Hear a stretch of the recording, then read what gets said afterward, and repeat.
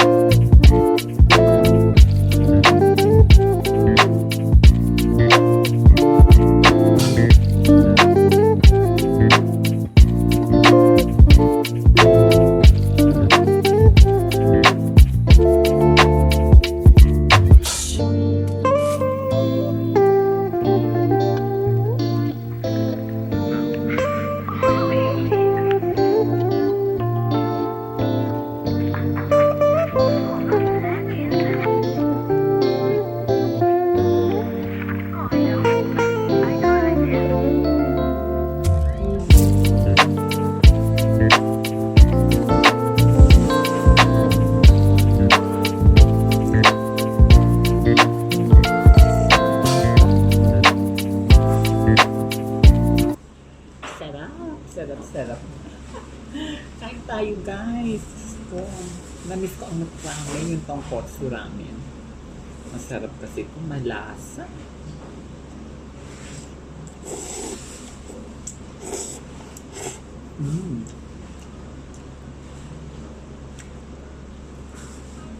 Sarap.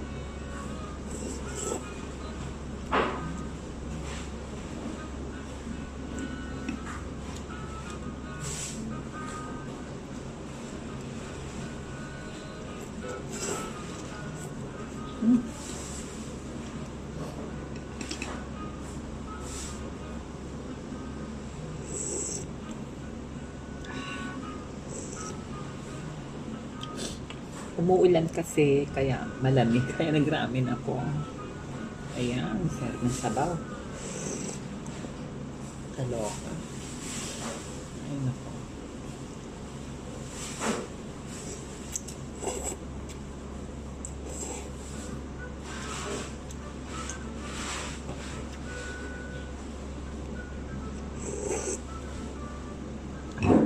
May kanin pa, oh. Ano ba yan?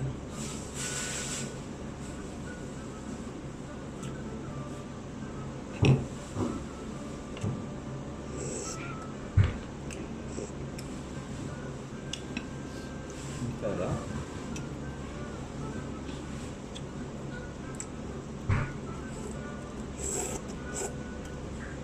Ang init kasi yan.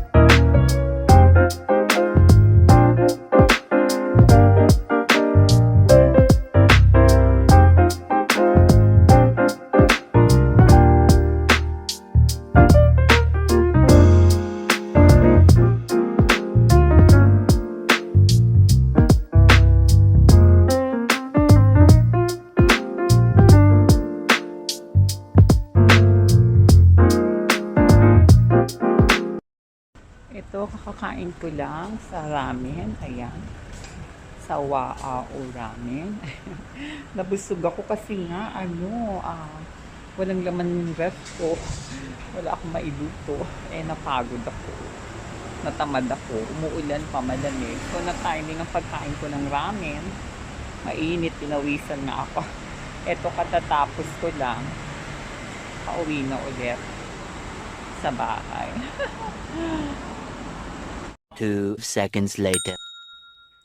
Ayan guys, narito na ako sa bahay ko. Pagkatapos kong kumain ng ramen, ayan. Kasi umuulan nga sa labas, gininawa ko. So sabi ko, kumain nga ako ng mainit na ramen. Kasi ang tagal ko na hindi nakakain ng ramen. Almost 1 year na siguro. Yung kinain ko tonkotsu ramen yun eh. Masarap yung pinakamalasa. Nilagyan ko siya ng maraming ginger or bawang. Kaya lalong pinagpawisan ako kanina, di ba? Habang kumakain. Tapos ayan, umuwi na ako, diretso na ako sa bahay kasi umuulan na. So, pahinga na lang muna dito. Thank you for watching my my vlog.